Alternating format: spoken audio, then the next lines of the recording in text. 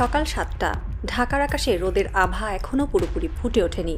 কারওয়ান বাজারের পুরনো রেললাইন ধরে হাঁটছে এক মানুষ, হাতে ধাতব এক ব্যাগ, তাতে পেঁচানো খবরের কাগজ আর টুকরো কাচ। তার নাম হুমায়ুন কবির, বাংলাদেশ রেলওয়ের সাবেক টিকিট কালেক্টর। মুখে তার শান্ত হাসি, কিন্তু চোখে একরাশ অভিমান। থেমে থেমে বললেন, আমি ২৫ বছর কাজ করলাম এই রেলে। আমাদের বলতো এই রেলটাই দেশের বোঝা, কিন্তু আজ শুনি এই রেল নাকি এখন লাভ করছে। মনে হয় দেশটা আবার শ্বাস নিতে শিখছে। দূরে হুইসেল বাজে। একটি আধুনিক ইঞ্জিন ধোঁয়া ছড়িয়ে এগিয়ে আসে। রেলের শরীরে আঁকা লাল সবুজ পতাকা সূর্যের আলোয় জ্বলজ্বল করছে। এই দৃশ্যটি যেন বাংলাদেশের এক নতুন প্রতীক। একসময়ের লোকসানের প্রতীক আজ রাষ্ট্রের আত্মবিশ্বাসের প্রতীক হয়ে উঠছে। বিগত ১.৫ দশক ধরে বাংলাদেশের রাষ্ট্রীয় প্রতিষ্ঠানগুলোর নাম শুনলেই ভেসে উঠত একটাই শব্দ, লোকসান। রেল লোকসান, বিমান লোকসান, বন্দর লোকসান, এমনকি বঙ্গবন্ধু স্যাটেলাইটও নাকি লোকসানে চলছে। এই শব্দটা এতবার বলা হয়েছে যে সাধারণ মানুষও বিশ্বাস করে ফেলেছিল বাংলাদেশ একটি অকার্যকর রাষ্ট্র। এখানে কিছুই লাভজনক হতে পারে না, সবকিছুতেই ভর্তুকি লাগে, আর সেই টাকাও বিদেশ থেকে ধার নিতে হয়। কিন্তু কেউ জিজ্ঞেস করেনি এই লোকসান আসলে কার, প্রতিষ্ঠানের নাকি রাষ্ট্রের উপর ভর করে গড়ে ওঠা দুর্নীতিবাজদের। অর্থনীতিবিদ মাহবুবুর রহমান একবার বলেছিলেন, বাংলাদেশের লোকসানের মানে হচ্ছে সরকারি খাত থেকে টাকা বেসরকারি পকেটে স্থানান্তর। রেল, বন্দর, বিমান সবখানেই একই গল্প। প্রকল্পের বাজেট হতো ১০০ কোটি, কিন্তু কাজ হতো ৫০ কোটি টাকার। বাকি অংশ চলে যেত মন্ত্রী, সচিব, ঠিকাদারদের অদৃশ্য ভাগে। লোকসানের প্রতিবেদন তৈরি করা হতো হিসাব মেলাতে। এভাবেই বছরে বছরে জনগণের অর্থে সাজানো হতো লোকসানের কাহিনী। বহুদিন ধরে অভিযোগ ছিল বাংলাদেশের এই লোকসান শুধু দুর্নীতির কারণে নয়, বরং পরিকল্পিত রাষ্ট্রীয় সক্ষমতাকে দুর্বল করার ফল। বিগত সরকারের সময়ে ভারতের সঙ্গে একের পর এক অস্বচ্ছ চুক্তি হয়েছিল রেল, বন্দর, বিদ্যুৎ ও বিমান খাতে। ভারতীয় ঠিকাদার ও পরামর্শক প্রতিষ্ঠানগুলো এমনভাবে এই চুক্তিগুলো লিখেছিল যাতে বাংলাদেশের লাভের সুযোগই না থাকে। চট্টগ্রাম বন্দরে ভারতীয় ট্রানজিট সুবিধা, খুলনা মোংলা রেল সংযোগে ভারতীয় ঋণ, হজরত শাহজালাল বিমানবন্দরের সফটওয়্যার রক্ষণাবেক্ষণ ভারতীয় কোম্পানির হাতে। সবকিছু এক সূক্ষ্ম কূটনৈতিক ফাঁদে বাধা ছিল।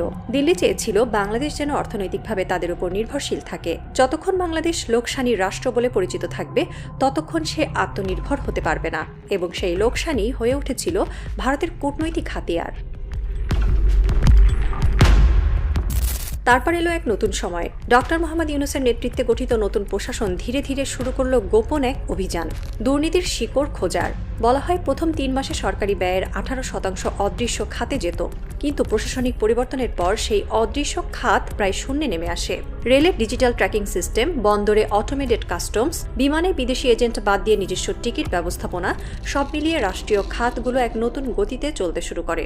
ফলাফল, মাত্র ১ বছরে রেলওয়ে করেছে ১১৮ কোটি টাকা লাভ। বিমান বাংলাদেশ ৫৫ বছরের ইতিহাসের রেকর্ড ৯৩৭ কোটি টাকার অনিরীক্ষিত মুনাফা করেছে।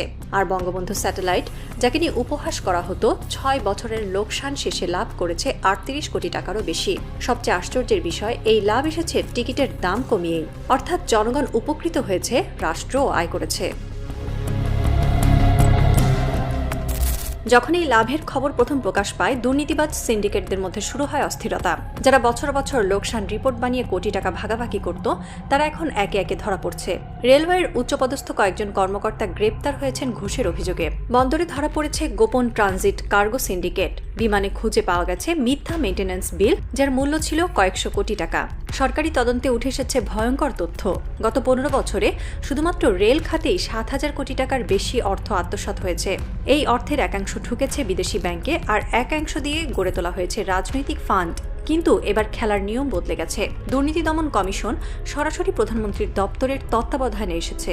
কোনো কর্মকর্তাই এখন অজুহাত দেখাতে পারছে না।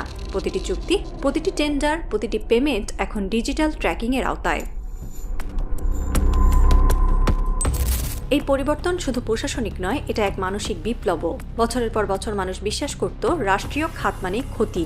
আজ তারা নিজের চোখে দেখছে সেই খাতগুলোই লাভের খনি। এমনকি গ্রামীণ পর্যায়েও প্রভাব পড়েছে।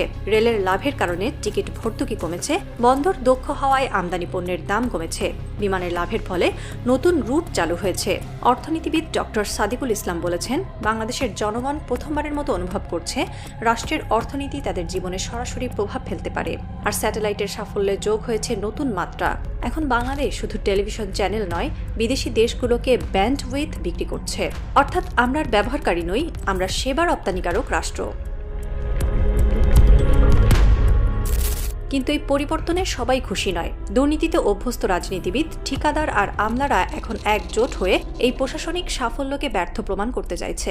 ভারতের কিছু সংবাদ মাধ্যমে শুরু হয়েছে প্রচার বাংলাদেশে বিদেশি বিনিয়োগ হুমকির মুখে, কিন্তু বিশ্লেষকরা বলছেন আসলে ভয়টা দিল্লির নিজের। কারণ বাংলাদেশের স্বনির্ভর খাত মানে ভারতের বাজারে প্রতিদ্বন্দ্বী তৈরি হওয়া। এই শঙ্কাই এখন দিল্লির কূটনৈতিক ঘরে আলোচনার কেন্দ্র।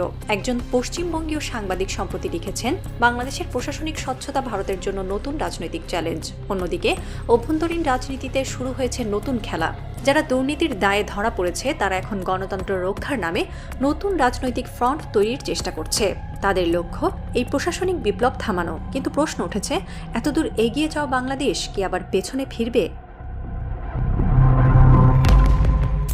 বিকেলের সূর্য তখন ঢাকার আকাশে গাঢ় সোনালি।